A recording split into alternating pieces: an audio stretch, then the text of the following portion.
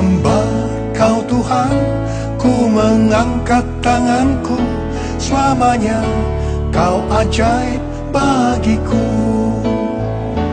Ku sembah Kau Tuhan, ku mengangkat wajahku, selamanya Kau hebat bagiku. Haleluya, haleluya, haleluya, haleluya,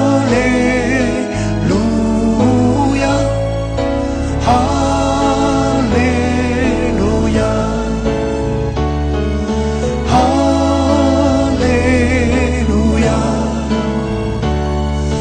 haleluya.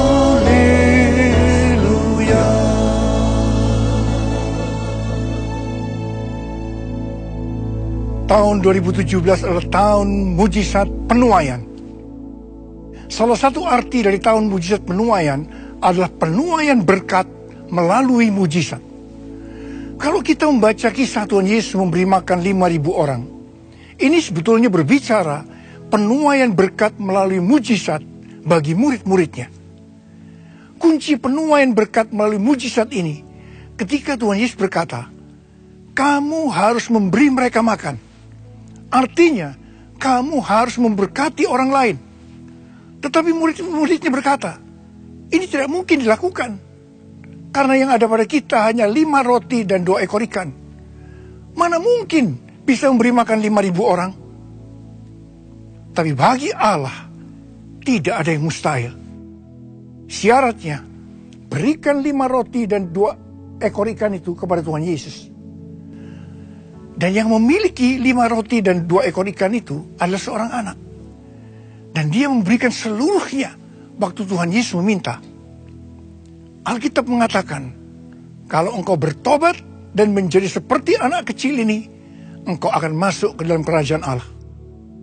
Salah satu ciri dari seorang anak kecil, dia percaya dan taat kepada orang tuanya.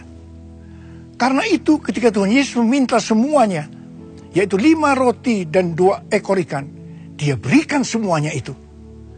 Karena itu, jadilah seperti anak kecil, kalau mau mengalami penuaian berkat melalui mujizat.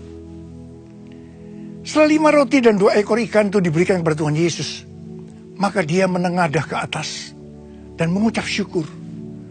Tuhan Yesus mengajar kepada kita, berapapun berkat yang kita miliki, besar atau kecil, kalau diserahkan kepadanya sambil mengucap syukur, itu merupakan benih iman untuk terjadinya penuaian berkat secara mujizat.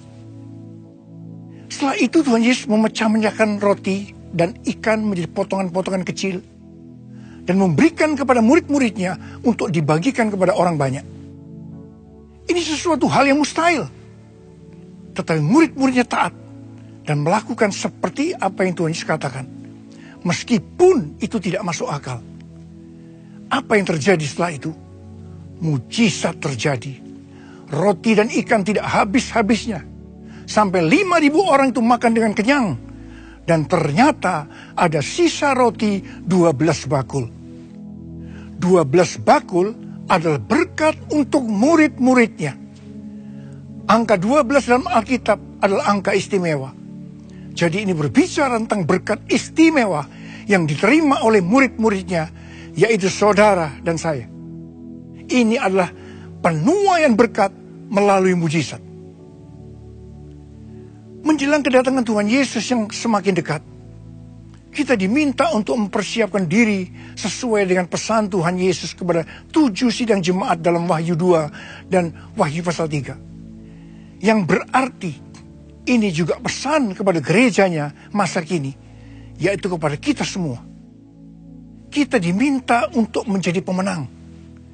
Sebab hanya pemenang yang masuk surga. Dalam pesan itu, Tuhan Yesus memberitahukan apa yang Dia sukai dan apa yang tidak disukai. Kalau kita melakukan apa yang disukai, maka kita akan mendapat pahala. Tetapi jika melakukan apa yang tidak disukai, akan dihukum. Salah satu yang tidak disukai oleh Tuhan Yesus adalah seperti jemaat di Sardis yang mati rohani, dan jemaat di Laodikia yang suam-suam kuku. Mati rohani artinya secara lahiriah, nampaknya mereka hidup dan aktif, serta memiliki keberhasilan dan kerohanian yang baik. Bisa jadi memiliki penyembahan yang menarik, tetapi bukan dari kuasa dan kebenaran Roh Kudus.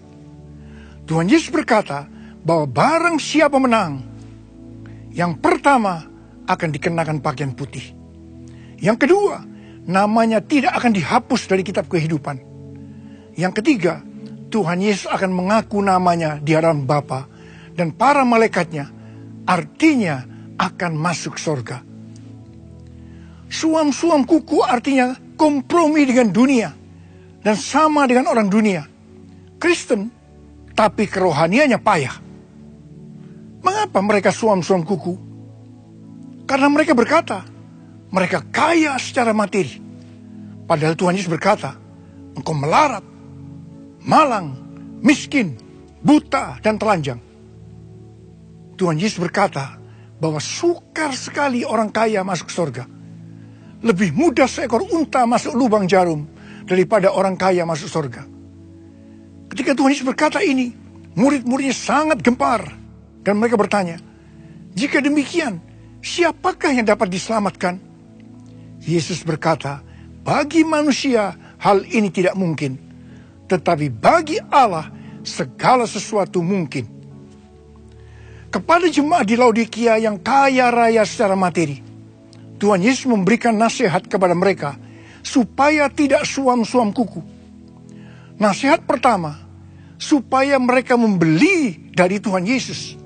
Membeli artinya ada harga yang harus dibayar, yaitu kemauan. Yang pertama, membeli emas yang telah dimurnikan dari dalam api, supaya kaya juga secara rohani, artinya mau dimurnikan. Yang kedua, membeli pakaian putih supaya dipakai, artinya mau hidup kudus.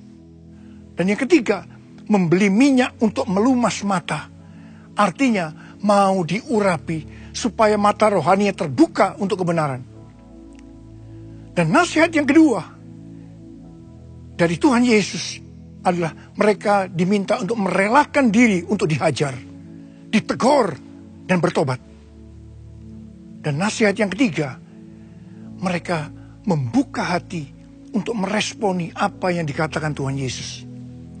Dan Tuhan Yesus berkata, barang siapa menang, ia akan didudukkan bersama-sama dengan Tuhan Yesus di atas tahtanya.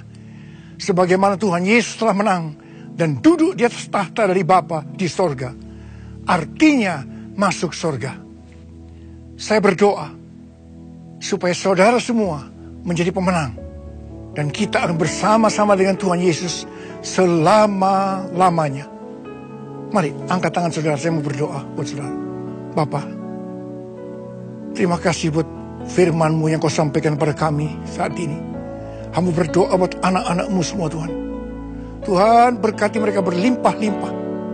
Biar mereka mengalami penuaian berkat melalui mujizat. Dan mereka keluar sebagai pemenang. Dan kami semua akan masuk surga bersama-sama dengan Tuhan Yesus selama-lamanya. Dalam nama Yesus kami berdoa.